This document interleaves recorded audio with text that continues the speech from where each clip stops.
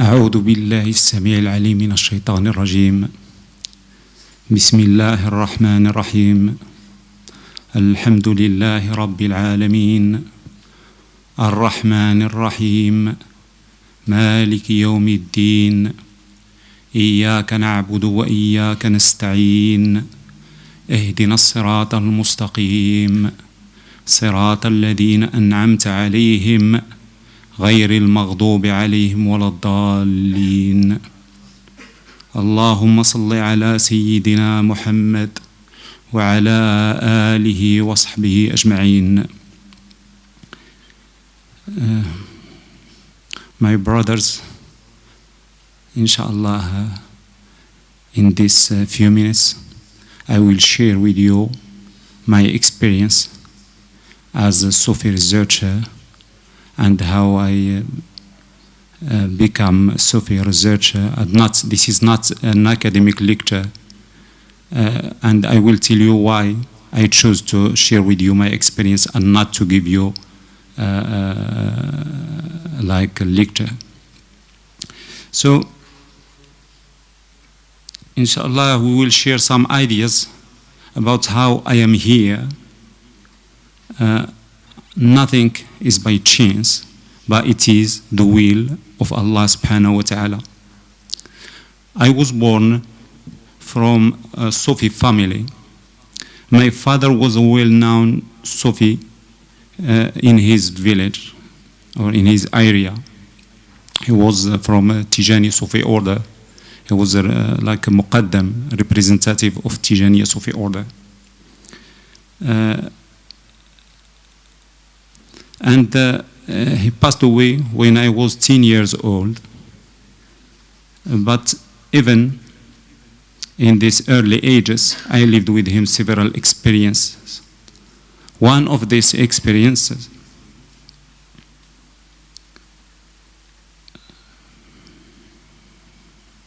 he used to take me to the shrine of Sidi Ahmed Sidi Ahmed Tijani. Sidi Ahmed Tijani is one of the greatest awliya of Tariqa Muhammadiyya. And Sidi Ahmed Tijani, as you know, he had a direct connection with the Prophet ﷺ. And he was teaching his students how to meet with the Prophet in awakening state. And this is rare, as you know. When I visited the shrine of Sheikh Sidi Ahmed Tijani, my father put a sadaqah like a small amount of money in the box of the shrine and told me, this sadaqah will serve you when you become an adult. I couldn't know what does this mean at that time. But now when I meet with Sheikh Sidi Ahmed al-Dabbagh, I know that this is his sadaqah. So Sheikh Sidi Ahmed al-Tijani submitted me to Sheikh Sidi Ahmed al-Dabbagh. One of the other experiences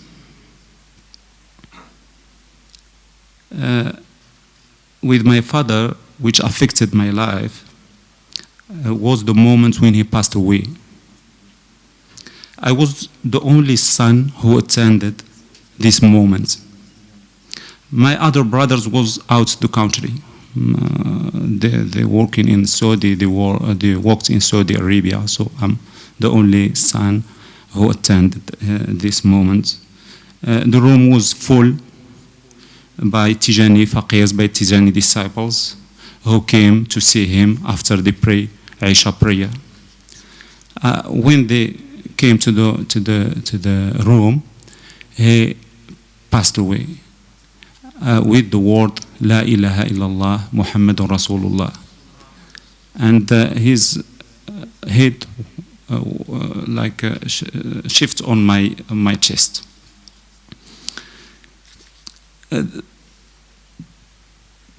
He was just coming from the Hajj 2 weeks before. He was in Hajj and he came just from the Hajj and he died on the Kalimat al-Ikhlas, on La ilaha illallah Muhammad Rasulullah.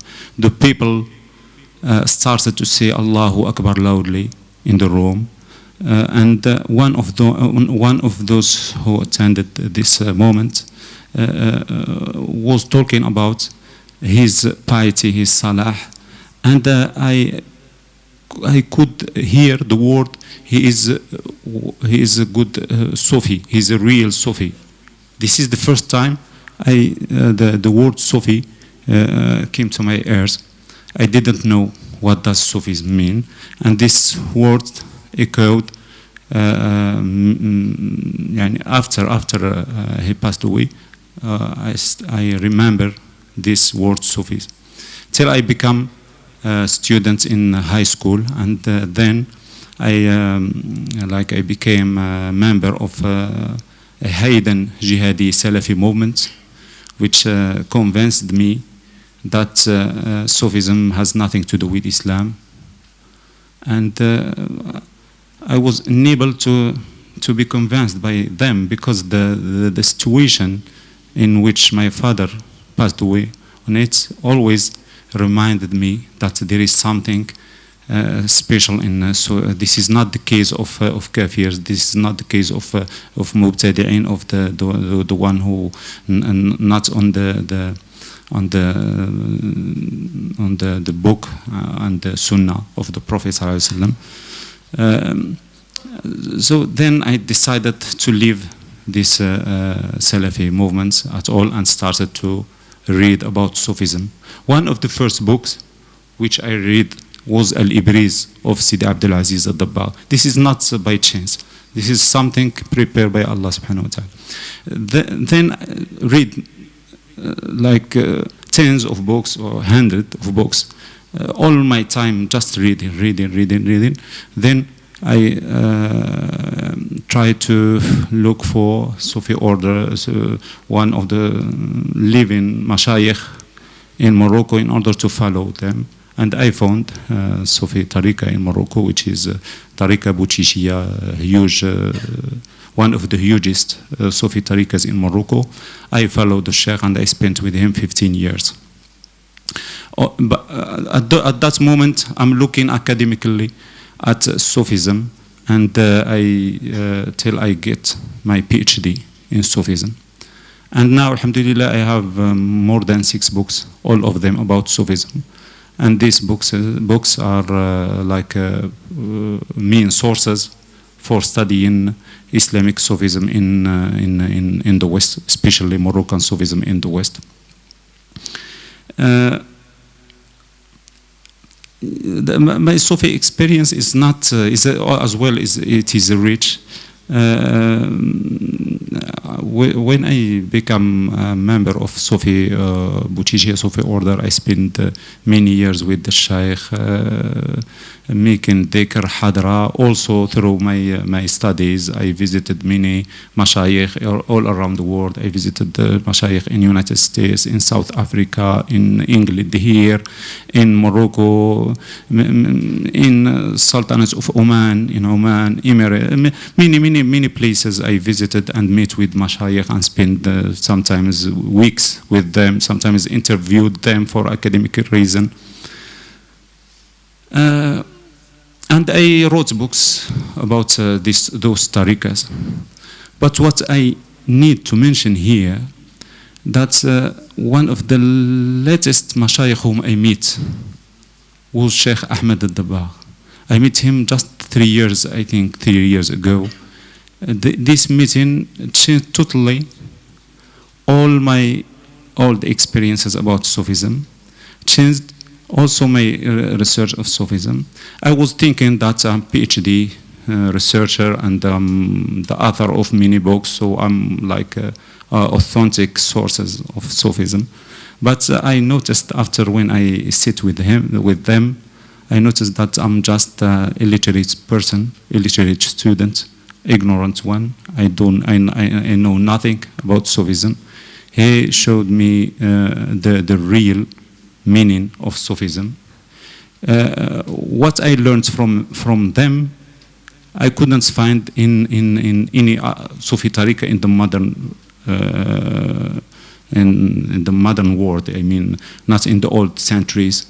In the old centuries, we have studied many things, and there were many great walis, Abu al-Hasan al-Shadili of Morocco, Ahmed ibn Idris, who was also one of the students of Sheikh Sid Abdul Aziz Dabbagh, and has also direct connection with the Prophet ﷺ, Sheikh Ahmed al-Tijani, many other big walis.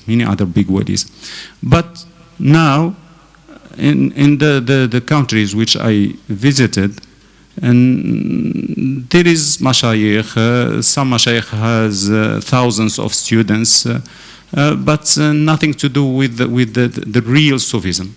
Now Sufism become like Sufi means just dhikr, to give dhikr. In a tariqah I went. When I asked the sheikh or the students which methodology you have, they asked me, the answer, you could have dhikr, and when you spend with us, for example, 3 years or 4 years, we can give you another dhikr. So, and when you spend 10 years with them, they give you another. And when you passed away, they will give you nothing. But with the sheikh,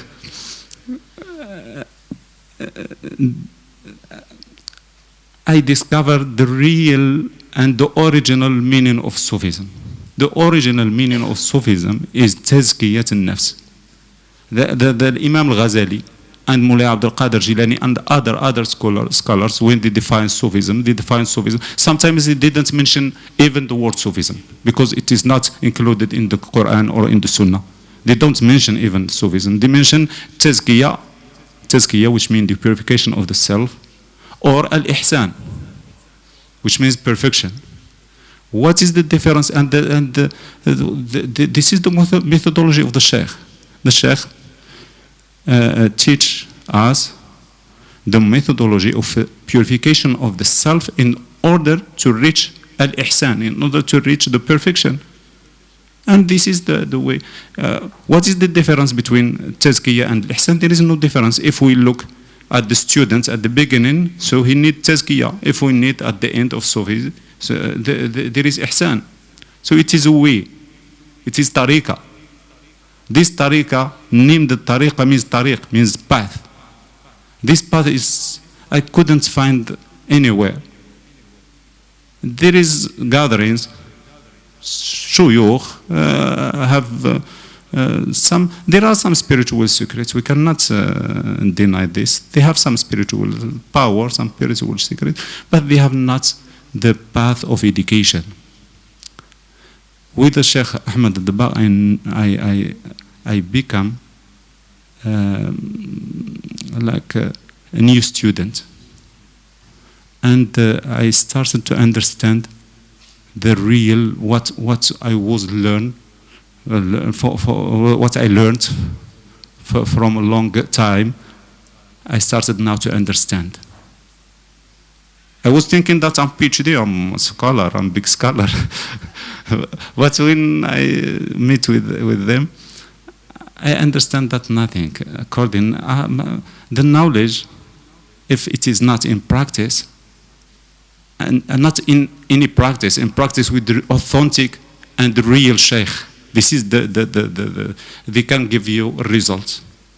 If there is no practice with a real sheikh and authentic sheikh, they will not give you the results. They started, even you spend with the sheikh many years, but just surrounded around books, around what you learn, nothing special, nothing. So this is, I seize this opportunity just to let you know. Maybe some of you, I'm a new student, I'm like you. Maybe I'm the lazy one of you. But just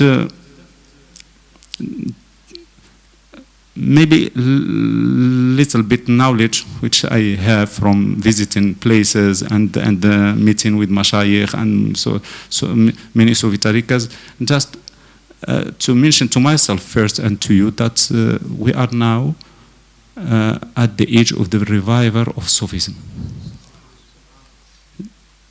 All the signs of the revival of Sufism is in Shaykh Sidi Ahmed al-Dabbagh. All the signs. We can discuss, if you'd like to ask me, we can discuss what these signs. But the main sign of the real and authentic inheritor of Sufism, of Sufi Tariqa, of Tariqa Muhammadiyah, is the methodology of the prophetic path. If we find the methodology which doesn't like shift in single way with from prophetic path, this is the sign of this wali. So alhamdulillah,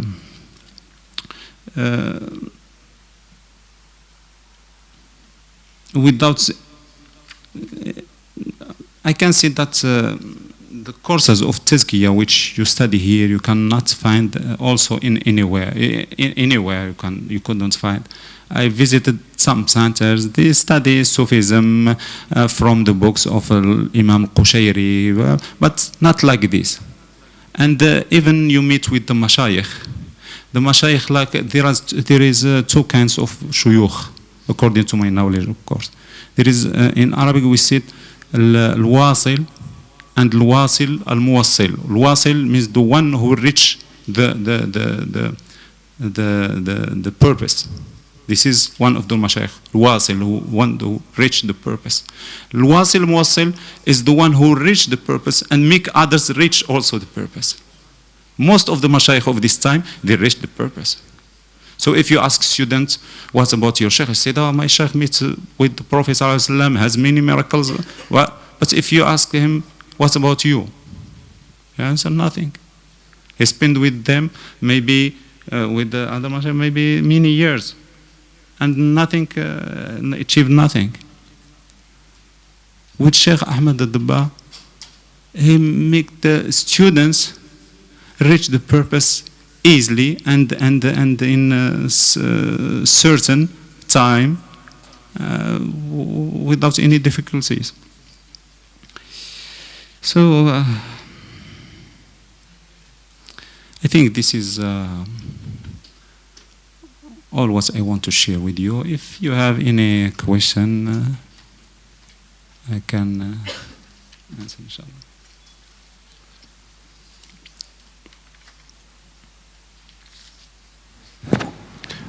Assalamu alaikum wa rahmatullahi ta'ala wa barakatuh. Thank you very much indeed for sharing with us, in fact, your experience.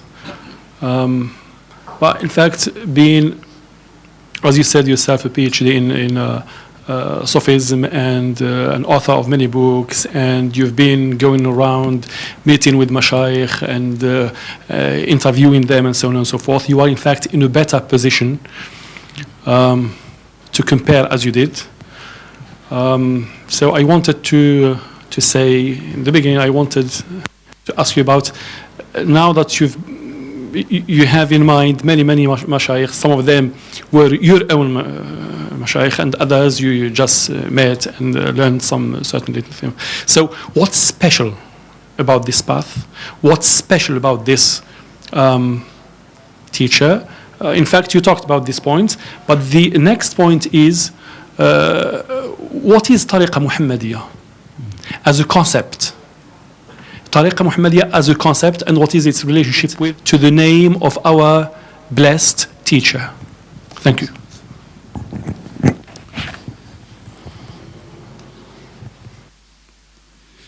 Thank you so much for this question.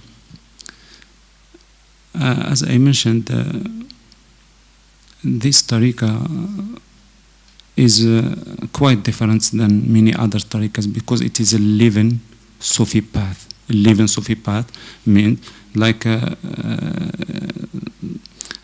give life to students. The other tariqas, as I mentioned, there is a life of the sheikh, for example, maybe, I'm not sure. Some mashayikh claim that they are in contact with the Prophet ﷺ or with other mashayikh, but when I interviewed their students who spent with them more than many years, maybe 30 years, I noticed that they have no spiritual secret, no knowledge about Sufism, nothing. So like a dead cow has no milk. This tariqa is a living cow which give milk, and the students can notice milk, not only see milk, but can drink milk without Sheikh mentioning anything about himself. Sheikh, when I met him first time, I sit with him like I'm as alim, and he is a student. First time I was ignorant, as I mentioned to you. And he was very modest, humble man. Humble, very humble. Other mashayikh, I need a rendezvous to meet with them. The sheikh who asked, there is another thing I didn't mention about the sheikh. The sheikh who searched for me, who searched for the murid, not I am search for them. The other shuyukh, if I want to meet with them, I need to have a rendezvous before many months, and then there is a special protocol to meet with the sheikh, the many special things which make like you want to meet with the king, not with the sheikh. And the prophetic way is not like this. Prophetic way is the humble way of it. So the characteristics of the sheikh, according in comparison with the other mashayikh, is very different. The sheikh is very humble man, modest man, generous man. They don't ask you money. And I attended with some shuyukh. I mentioned this story to brother, Professor Muhammad. I was in the United States, I think in 2008, and I attended a lecture which done by a sheikh from Quds, from Maqdis, from Beit al-Maqdis. This sheikh and many students were there, American converts, and not converts, Americans. And I asked one before the lecture started. I asked one of the Americans who were there, are you Sufi? He said, yes, I'm following this sheikh for 2 years ago. I said, when you converted to Islam? He said, not yet. Not yet, okay, so no problem. I think maybe this is some big walis take this methodology of gradually conversion or transform of the person. So I said, maybe there is a wisdom there. Then when I attended the lecture, the sheikh make some dhikr, like La ilaha illallah Muhammad Rasulullah, just 5 minutes, and the lecture of 5 or 10 minutes. Then they ask, if you want to have bay'ah with me, this is my, he has asa, like yes, rope, so stuff, yes. And he said, but, and they make his stuff like there are students, one of the students take the side of the stuff, and the others and all others have they put their hands on the yes, on each other. And they said, but before bay'ah, I'm witnessing this situation. He said, I am the Ghawth of the Zaman. Before giving me bay'ah, I'm the Ghawth. And you have to put checks, money to the man in order to help us in da'wah, and money, a lot of money, not so this kind of mashayikh who told you first time I'm a Ghawth. And there is this rule of Sufi. And this rule I heard from the Shaykh. I know this rule. And I try, even in my little intelligence, but I try from time to time to test some mashayikh. And also I try to put Sheikh Ahmed Dabbar in this test, but he discovered, and he told me that you test. So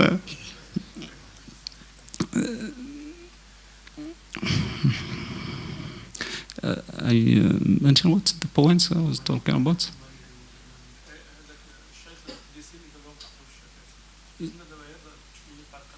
Okay. So I forget when I remember the Sheikh Sidi Ahmed Dabbar, I forget everything. So This is one of the characteristics. Sheikh is very distinguished than other mashayikh which I meet. He doesn't care by money. He doesn't care by fame. He even give me some of his slides. He sent me some of his lectures, PowerPoint lectures, and they told me you can use it with your in your own way and use your name without any. So he doesn't care about fame, about name, about anything. He care about the da'wah of Islamic da'wah. This is which make him distinguished. Also, his methodology is very special, and all is inspired by the great awliya. When I compare it to, and I did a lecture about the purification of the heart, mind, and soul in, I think, Bristol University, and I came back to the major Islamic sources about these things. I found the same elements, the same things, but more clear of the Sheikh, more clear and crystal clear, really. What about the Tariqa Muhammadiyya and Ahmadiyya? This is also one of the elements of the reviver of the age. Most of the revivers, his name are Ahmed, because the name of the Ahmed is the name of the Prophet ﷺ in the sky, in the heavens. So Ahmed is a maqam, is a station, is a spiritual station, not only a name of the person, is a spiritual station. When we, in Morocco, when we are talking about Sheikh Ahmed al-Tijani, we are talking about the highest rank of awliya.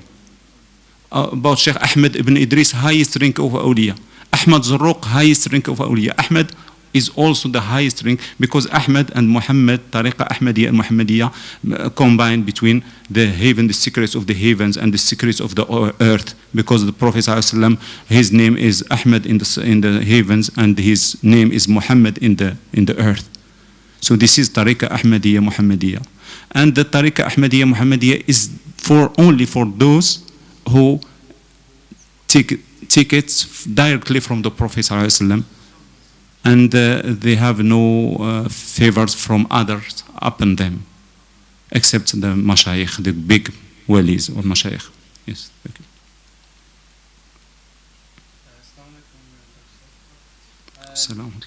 You said this is a living silsila.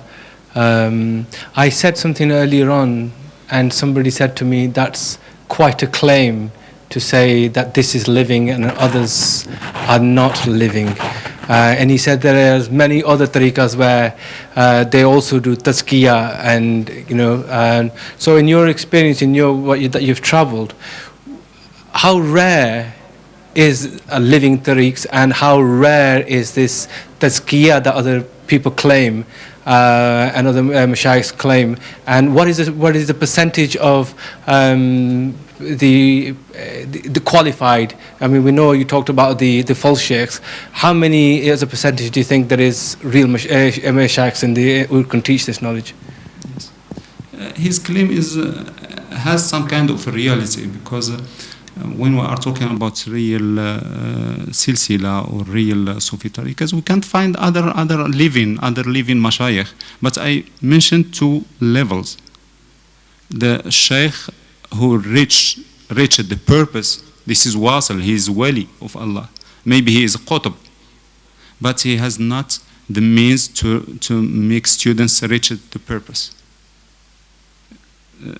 So we can talk about many Sufi tariqas who has living shuyukh, and their mashayikh are, alhamdulillah, from the biggest, walillahu alam, Allahu alam. I cannot make any percentage. If in any century there are fake mashayikh, there are real mashayikh.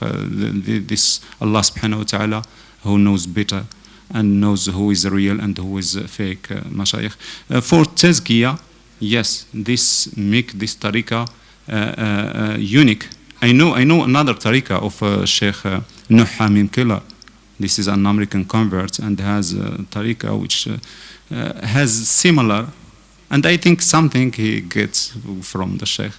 he has something like a methodology, but he cannot teach about the Mi'raj and how to meet with the Prophet. Some of his students said that they could reach the Prophet ﷺ, but not clear. And every single point is very clear as it is in the Tariqa Muhammadiyya Ahmadiyya. Yes. الحمد لله رب العالمين وصلى الله على سيدنا محمد وعلى آله وصحبه وسلم تسليما سبحان ربك رب العزة عما يصفون وسلام على المرسلين والحمد لله رب العالمين.